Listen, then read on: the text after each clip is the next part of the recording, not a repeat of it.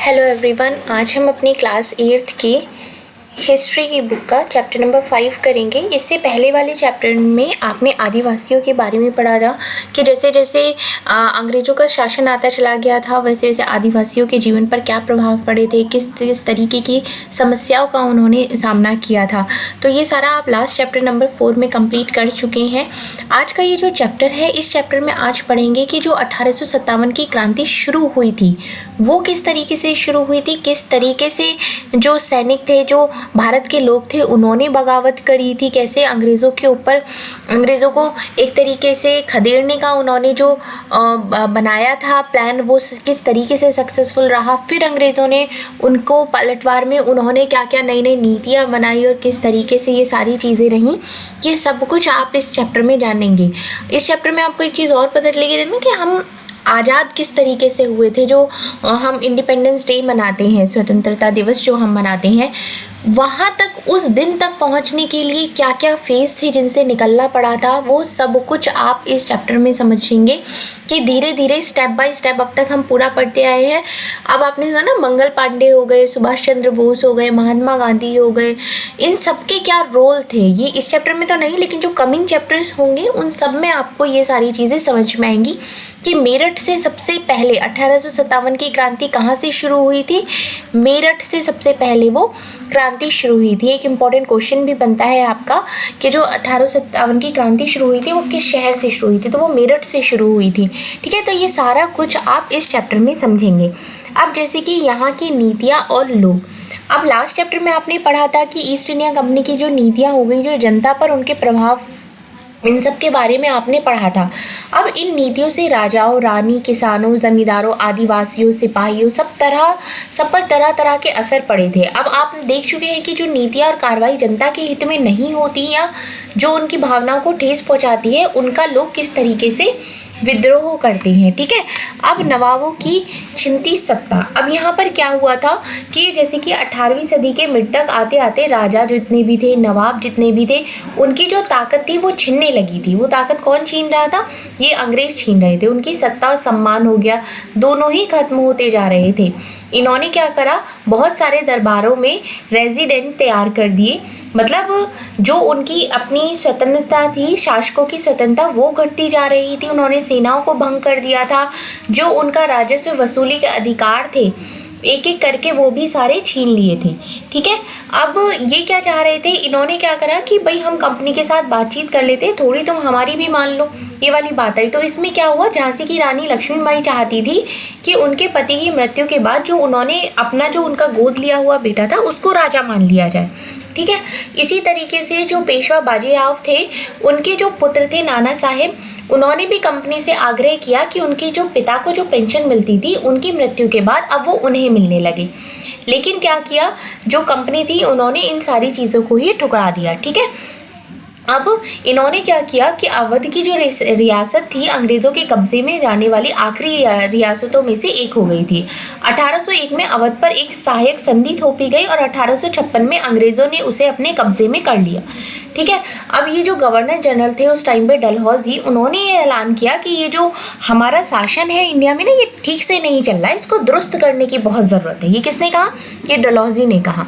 ठीक है, तो इन्होंने क्या करा, इन्होंने मुगलों को पूरी तरीके से ख़त्म करने की योजना बना ली कि मतलब ये आखिरी मुगल है, अब इसके बाद कोई भी, मतलब जो बहादुर शाह जफर थे, उन्होंने क्या कहा कि ये आखिरी मुगल होंगे, इनके बाद इनका जो वारिस है, जो वंशज है, किसी को भी बादशाह नहीं माना जाएगा, उनको सिर्फ राजकुमार माना जाएगा।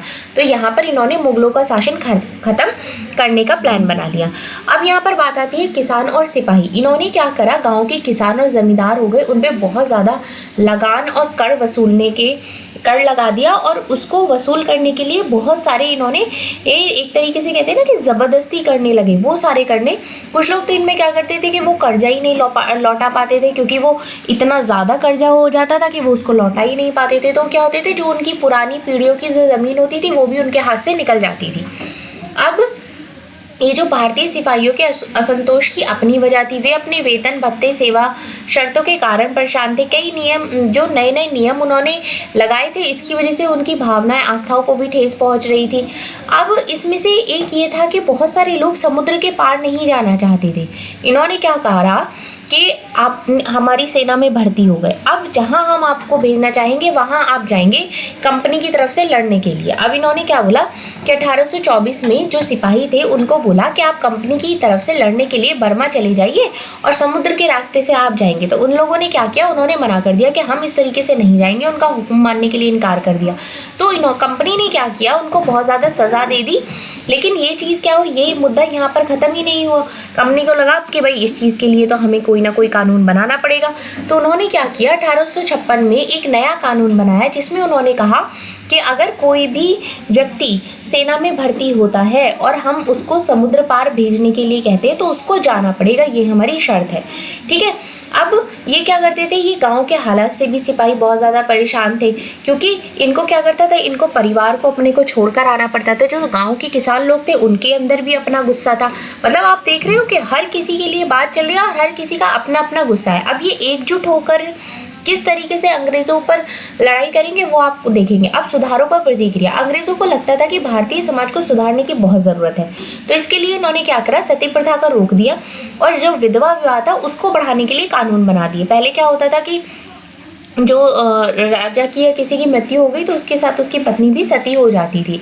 ठीक है। जैसे अगर कोई विधवा हो गई तो वो सारी ज़िंदगी ऐसी ही रहती थी। तो इन्होंने क्या किया कि विधवाओं का विवाह दोबारा कराने के लिए इन्होंने कानून बनाया, सती प्रथा को रोकने के लिए इन्होंने कानून बनाए। अब इन्होंने क्या किया, जो अंग्रेज़ी भाषा थी उसको एजुकेशन में लाने के लिए इन्होंने बहुत ज़्यादा उसको प्रमोट करना शुरू कर दिया। अब जैसे इन्होंने क्या किया, 1830 के बाद कंपनी ने ईसाई जितनी भी मिशनरियाँ थी उनको खुलेआम काम करने के लिए आज़ादी दे दी। और उन्होंने यह भी एक नया कानून बनाया कि अगर जो भी कोई ईसाई धर्म को अपनाता है तो उसको वो क्या करेंगे, उसकी जितनी भी पुरखों की संपत्ति हो गई, ज़मीन हो गई, उस पर उसका अधिकार वैसे ही रहेगा जैसे पहले था। अब बहुत सारे भारतीयों को यकीन हो गया था कि जो अंग्रेज़ हैं उनका धर्म और उनके सामाजिक रीति रिवाज परंपरागत जीवन शैली को नष्ट कर देंगे। अब जो आपका धर्म है, जो आपकी जाति है, अगर आप ईसाई धर्म अपना लेते हैं तो आपका तो वो सब छूट गया ना। ईसाई धर्म अपनाने के बाद आपकी पीढ़ी दर पीढ़ी तो फिर वो ईसाई धर्म में कन्वर्ट हो जाएंगी ना। लेकिन उन्होंने क्या ये कंडीशन रखी कि अगर आप ये ईसाई धर्म अपना लेते हैं तो आपकी जो पुरखों की ज़मीन हो गई उस पर आपका अधिकार एज इट इज़ आपको वो मिल जाएगा। ठीक है। अब ये जो बाकी और बहुत सारे चेंजेस जो इन्होंने करे थे वो आप कमिंग चैप्टर्स में भी पढ़ेंगे। अब यहाँ पर जनता क्या सोच रही थी, अब उस टाइम पे अंग्रेज़ों के शासन के बारे में जनता क्या सोच रही थी, यहाँ पर इन्होंने 2 स्रोत दिए हैं, 84 नियमों की सूची और उसके आगे एक और भी है। अब यहाँ पर ये लोग थे, इन्होंने क्या करा, ये एक उसमें जा रहे थे, मतलब विष्णु भट्ट उसके साथ मथुरा में आयोजित किए गए एक यज्ञ में भाग लेने के लिए जा रहे थे। तो रास्ते में उनकी जो मुलाकात होती है वो सिपाहियों से होती है। तो वो उन्हें सलाह देते हैं कि आप वापस लौट जाइए, यहाँ पर अभी 3 दिन के अंदर अंदर चारों तरफ कोहराम मचने वाला है। तो उनकी जो कन्वर्सेशन हुई थी वही यहाँ पर इन्होंने बताई है। उन्होंने क्या कहा था, और एक चीज़ उन्होंने कहा था कि एक सीताराम पांडे थे जिनको 1812 में बंगाल नेटिव आर्मी में सिपाही के तौर पर भर्ती किया गया था। उन्होंने 48 साल तक नौकरी की और 1807 में उनको मतलब वो रिटायर हो गए थे। इन्होंने बगावत को दबाने में अंग्रेज़ों की मदद की थी। हालांकि उनका बेटा भी विद्रोहियों के साथ था और अंग्रेज़ों ने क्या किया था, उनके बेटों को उन्हीं की आंखों के सामने मार दिया था। ठीक है। तो इन्होंने क्या किया, सीताराम ने 1861 में अवधी भाषा में एक कुछ अपने संस्मरण लिखे थे जिनका नागेट में अंग्रेजी में भी इन्होंने अनुवाद किया, जिसका नाम रखा था फ्रॉम सिपाही टू सूबेदार, सिपाही से सूबेदार तक। ठीक है। अब इसमें जो उसकी स्टोरी है वो यहाँ पर बताई गई है। अब यहाँ पर अगर हम बात करते हैं कि जो सैनिक विद्रोह था, जो सैनिकों में जो विद्रोह था वो जन विद्रोह किस तरीके से बन गया, ये सारी चीज़ें जन विद्रोह में कैसे कन्वर्ट हुई ये अब यहाँ पर समझेंगे। जैसे कि और जो शासक और प्रजा के बीच में अगर संघर्ष होता है तो वो कोई इतनी बड़ी बात नहीं होती है, ये होता ही है। लेकिन कभी कभी ये संघर्ष इतना ज़्यादा फैल जाता है कि जो उसकी सत्ता होती है वो छिन्न-भिन्न हो जाती है। अब यहाँ पर बहुत सारे लोग थे जो कि सिर्फ अपना एक को ही शत्रु मान रहे थे। इतने सारे लोग हैं चारों तरफ और शत्रु कौन है? एक ये अंग्रेज हो गए। ठीक है, तो इन्होंने क्या करा, इस तरीके की स्थिति में हालात अपने हाथ में लेने के लिए लोगों को संगठित होना पड़ेगा। इन्होंने क्या, अभी तो क्या है भाई, यहाँ पे भी वो विद्रोह कर रहे हैं, यहाँ पे भी विद्रोह कर रहे हैं, यहाँ पे इन सबको एकजुट होना पड़ेगा। ठीक है, अब भारत के उत्तरी भागों में 1857 में ऐसी स्थिति पैदा हो गई थी। फतेह और शासन के 100 साल बाद ईस्ट इंडिया कंपनी को एक भारी विद्रोह से जूझना पड़ रहा था। मतलब इसमें जो बगावत हुई थी उसने ईस्ट इंडिया कंपनी के अस्तित्व को ही खतरे में डाल दिया था। इसमें क्या किया, मेरठ से शुरू करके सिपाहियों ने कई जगह बगावत की। तो मतलब ये बगावत 1857 की क्रांति की जो बगावत थी ये कहाँ से शुरू हुई? ये मेरठ से शुरू हुई थी। इसमें क्या हुआ, बहुत सारे लोगों ने विद्रोह करना शुरू कर दिया। जैसे कि होता ना कि एक साथ आ जाते हैं फिर सब धीरे धीरे विद्रोह करने लगते हैं। आग की तरह ये बात फैल गई कि यहाँ विद्रोह हो रहा है, यहाँ विद्रोह हो रहा है, तो जगह जगह लोग और भी ज़्यादा विद्रोह करने लगे। अब 8 अप्रैल को 1857 के जो युवा सिपाही थे मंगल पांडे, इनको बैरकपुर में अफसरों पर हमला करने के आरोप में फांसी पर लटका दिया। इनको क्या किया, मंगल पांडे को फांसी पर लटका दिया 1857 में ही। तो इन्होंने क्या किया था कि जो बैरकपुर में जो अफसर थे उनके ऊपर हमला करने का आरोप इनके ऊपर लगा दिया था। ठीक है, अब सिपाहियों को लगता था कि उन कारतूसों जो ये कुछ इनका ऐसा हुआ कि जो ये कारतूस इस्तेमाल कर रहे थे उनको पता चला कि इन कारतूसों पर गाय और सुअर की चर्बी का लेप चढ़ाया गया था। तो इन जो 85 सिपाही थे उन्हें नौकरी से निकाल दिया गया और अफसरों का हुक्म ना मानने के आरोप में उनको 10-10 साल की सज़ा भी दे दी गई। ठीक है, ये कब की बात हो रही है? 9 मई 1857 की बात हो रही है। अब 10 मई को सिपाहियों ने मेरठ की जेल पर धावा बोलकर वहां के जितने भी बंद सिपाही थे उनको आज़ाद कर लिया। अफसरों पर हमला कर दिया, उन्हें मार दिया गया। जितने भी बंदूक हथियार थे वो सब अपने कब्जे में कर लिए, आग लगा दी, युद्ध का ऐलान कर दिया इन्होंने फिरंगियों के खिलाफ में। ठीक है, तो इन्होंने क्या करा, सिपाही पूरे देश में अंग्रेजों के शासन को खत्म करने पर आतुर थे कि मतलब हमें अब अंग्रेजों का शासन खत्म करना है, बिल्कुल इन्हें अपने देश से भगाना ही है। ठीक है, और ये सब क्या चाहते थे, ये जो मुगल सम्राट बच रहे थे बहादुर शाह जफर, ये देश का शासन इनको सौंपना चाहते थे। ठीक है, अब एक और प्रॉफिट था सबने, जो मुगल आखिरी शासक बच रहे थे उनको ये था कि अगर बहादुर शाह जफर फिर से अगर इनके हाथ में सत्ता आ जाएगी तो हमें स्वतंत्र रूप से शासन करने की परमिशन मिल जाएगी। तो इन्होंने क्या किया, मेरठ के कुछ सिपाही थे, इन्होंने एक टोली बनाई। 10 मई की रात को ये घोड़े पर सवार होकर बिल्कुल रातों रात ही दिल्ली पहुंच गए और जैसे ही उनके आने की खबर फैली, दिल्ली में जो टुकड़ियां थी उन्होंने भी बगावत करनी शुरू कर दी कि भाई वहां से लोग आ गए लड़ाई के लिए, अब तो लड़ाई होनी है। इन्होंने क्या करा, अंग्रेजों के अफसर मार दिए, जो देशी सिपाहियों ने हथियार और गोला बारूद कब्जे में ले लिया, इमारतों को आग लगा दी। अब ये सब दिल्ली में जो लाल किला था वहां पर जमा हो गए। ये किस लिए जमा हो गए, क्योंकि इनको बहादुर शाह जफर से मिलना था। ये चाहते थे कि आप हमारे नेता बन जाए और आप इस चीज़ के लिए परमिशन दे दें। तो जो बूढ़े बादशाह थे उनको बहादुर शाह जफर, इनको जो ये सिपाही थे इनकी बात माननी पड़ी। इन्होंने अंग्रेज़ों से लड़ने के लिए एक चिट्ठी भी लिख दी। जो अलग अलग राज्य थे उनको आह्वान भी दे दिया कि हाँ भाई ये आप मतलब एक तरीके से कहते हैं ना परमिशन दे दी, तो इन्होंने परमिशन वो दे दी। अब अंग्रेज़ों से पहले देश का जो बहुत बड़ा हिस्सा था उस पर मुगलों का ही साम्राज्य था। तो जितने भी छोटे शासक हो गए, रजवाड़े हो गए, वो मुगल बादशाह के नाम पर ही अपने इलाकों का शासन चलाते थे। अब ऐसे बहुत सारे शासकों को लगने लगा कि जब मुगल बादशाह दोबारा शासन स्थापित कर लेंगे तो आधिपत्य में वो दोबारा आ जाएंगे और अपने शासन को वो बेफिक्र होकर चलाने लगेंगे। तो अब अंग्रेज़ों को जो इस घटना की बिल्कुल भी उम्मीद नहीं थी, लेकिन जब उनको लगा था कि थोड़ी सी जो उथल पुथल हुई है कुछ समय में शांत हो जाएगी, लेकिन जब बहादुर शाह जफर ने बगावत को अपना समर्थन दे दिया तो ये जो स्थिति ये रातों रात बदल गई। लोगों को मतलब लोग बहुत ज़्यादा इकट्ठे हो गए, उत्साह में आ गए, उनका साहस बढ़ गया, उन्हें आगे बढ़ने की हिम्मत, उम्मीद और आत्मविश्वास भी मिला जब उनको बहादुर शाह जफर ने फेवर दे दिया। ठीक है, अब बगावत जो थी वो फैलने लगी। अब बगावत कैसे मिली, जब दिल्ली से अंग्रेज़ों के पैर उखड़ गए तो लगभग 1 हफ्ते तक कोई विद्रोह नहीं हुआ, क्योंकि जो खबर फैलती है उसमें भी तो थोड़ा बहुत टाइम लगता है ना। उसके बाद क्या हुआ, बैक टू बैक विद्रोह होने लगे। जैसे कि हर रेजिमेंट में सिपाहियों ने विद्रोह कर दिया। वो दिल्ली, कानपुर, लखनऊ जैसे मुख्य बिंदुओं पर बाकी और टुकड़ियाँ लेकर निकल पड़े। जितने भी जैसे जैसे ये खबर फैली तो जितने भी कस्बे हो गए, गांव हो गए, उन लोगों ने भी, गांव के लोगों ने भी बगावत करनी शुरू हो गई। तो मतलब हर कोई इस टाइम पे अंग्रेज़ों से लोहा लेने के लिए तैयार था। जो पेशवा बाजीराव थे, उनके जो पुत्र थे, दत्तक पुत्र नाना साहेब, उन्होंने भी कानपुर के पास जब वो रहते थे, उन्होंने भी सेना इकट्ठी करी और वहाँ से जो अंग्रेजी सैनिक थे उनको भी हराया और उन्होंने खुद को पेशवा घोषित कर लिया।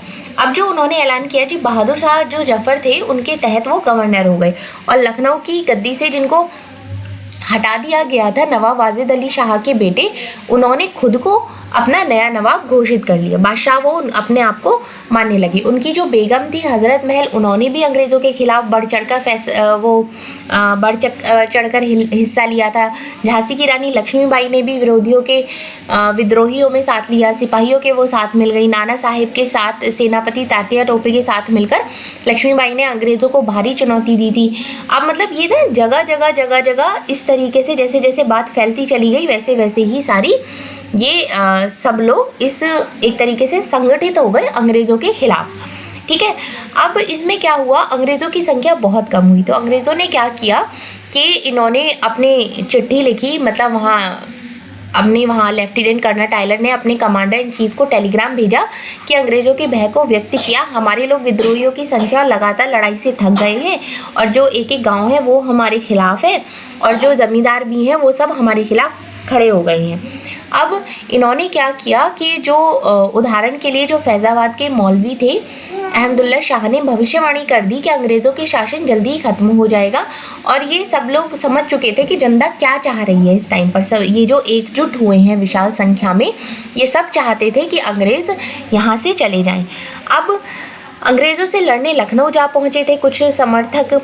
दिल्ली से अंग्रेज़ों का सफाया करने के लिए बहुत सारे गाजी यानी धर्म योद्धा इकट्ठा हो गए थे। बरेली के सिपाही बख्त खान ने लड़ाकों की एक विशाल टुकड़ी के साथ दिल्ली की तरफ कूच कर दी थी और इस बगावत में एक मुख्य व्यक्ति साबित हुए थे।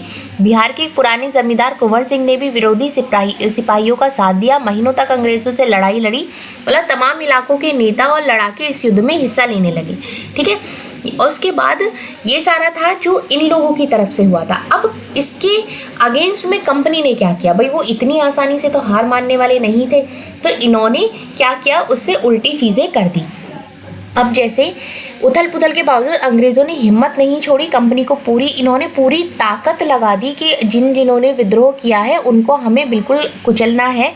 इन्होंने इंग्लैंड से बहुत सारे फौजी मंगवा लिए और जितने भी विद्रोही थे उनको पकड़ कर सज़ा देनी शुरू कर दी और दिल्ली पर दोबारा कब्जे में कर लिया। ठीक है, दिल्ली से जैसे उनका कब्जा हटा दिया गया था, उन्होंने दिल्ली को दोबारा कब्जे में कर लिया। जो बहादुर शाह जफर थे उनको कैद कर लिया और उनके ऊपर मुकदमा चलाया और उनको बिल्कुल जैसे कहते हैं ना कि आजीवन कारावास की उनको सज़ा सुना दी। ठीक है, उनकी आंखों के सामने उनके बेटे को गोली मार दी। उनकी जो बेगम थी उनको जेल में भेज दिया और जेल में ही जो बहादुर शाह जफर थे उन्होंने अंतिम सांस ली। ठीक है, अब दिल्ली पर अंग्रेज़ों का कब्जा हो जाने का मतलब यह नहीं था कि विद्रोह खत्म हो चुका था। इसके बाद भी लोग अंग्रेज़ों से टक्कर लेते रहे। बगावत की विशाल ताकत को कुचलने के लिए अंग्रेज़ों को अगले 2 साल तक लड़ाई लड़नी पड़ी। मतलब अंग्रेज़ लगातार लड़ाई करते रहे।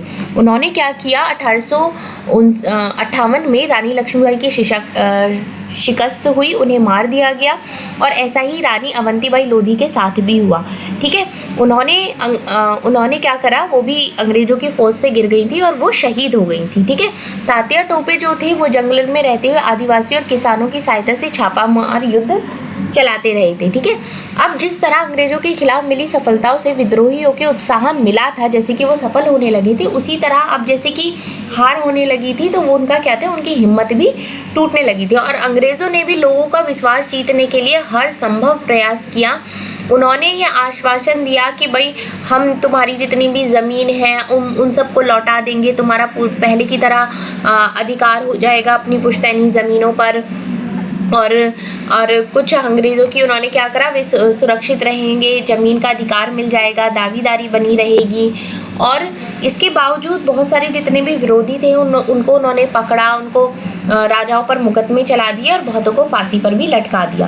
अब इस विद्रोह के बाद इन्होंने अंग्रेज़ों ने क्या क्या चेंजेस किए ठीक है, जितने भी इन्होंने कानून बनाए थे उन कानून में, उन नीतियों में क्या क्या चेंजेस किए थे वो यहाँ पर पॉइंट्स में दिए गए हैं। अब जैसे कि 1858 में एक नया कानून पारित किया गया कि ईस्ट इंडिया कंपनी के सारे अधिकार ब्रिटिश साम्राज्य के हाथ में सौंप दिए गए ताकि भारतीय मामलों को ज़्यादा बेहतर ढंग से संभाला जा सके। इन्होंने क्या करा, सारी जो कमांड थी वो अपने अंडर में ले ली।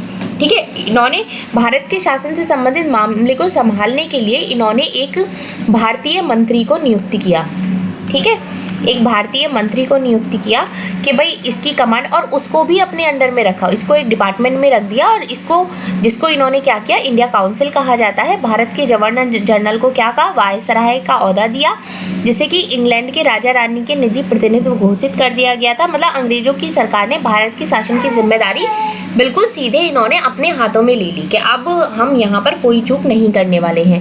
अब इन्होंने क्या किया, इन्होंने देश के जितने भी शासक थे उनको भरोसा दिया कि भविष्य में कभी भी उनके जितनी भी उनकी ज़मीन है उसके ऊपर कब्जा नहीं किया जाएगा, और मतलब आपकी जो चीज़ें जिस तरीके से पीढ़ी दर पीढ़ी चलती रही थी उसी तरीके से उनको स्वतंत्रता से शासन चलाने की छूट दे दी गई। इन्होंने अगला क्या किया कि जो भारतीय सिपाहियों का अनुपात कम करने के लिए इन्होंने यूरोपीय सिपाहियों की संख्या बढ़ाने का फैसला किया। इन्होंने कहा कि अब हम कम से कम भारतीय लोगों को अपनी सेना में भर्ती करेंगे, इससे ज़्यादा हम यूरोपीय सिपाहियों को भर्ती करेंगे, जिसमें गोरखा, सिख, पठान, इन लोगों को भी भर्ती किया जाएगा। ठीक है, अब मुसलमानों को ये अपना साखा दुश्मन समझते थे कि भाई मुसलमानों की वजह से ही ये लड़ाई लड़ी है, तो इनको वो बहुत ज़्यादा मतलब एक संदेह और शत्रुता के भाव से इनको देखने लगे थे। अब अंग्रेजों ने क्या फैसला लिया कि वो भारत के लोगों के धर्म, सामाजिक रीति रिवाजों का सम्मान करेंगे, भूस्वामियों और जमींदारों की रक्षा करने, जमीन पर उनके अधिकारों को स्थायित्व देने के लिए इन्होंने भी कुछ नीतियां बनाई। अब जैसे यहाँ पर विद्रोह के मुख्य केंद्र कौन से हो गए, दिल्ली, मेरठ, बरेली, लखनऊ, कानपुर, झांसी, फैजाबाद, और विद्रोह के अन्य केंद्र ये सारे थे जो कि ब्लैक ट्रायंगल में है।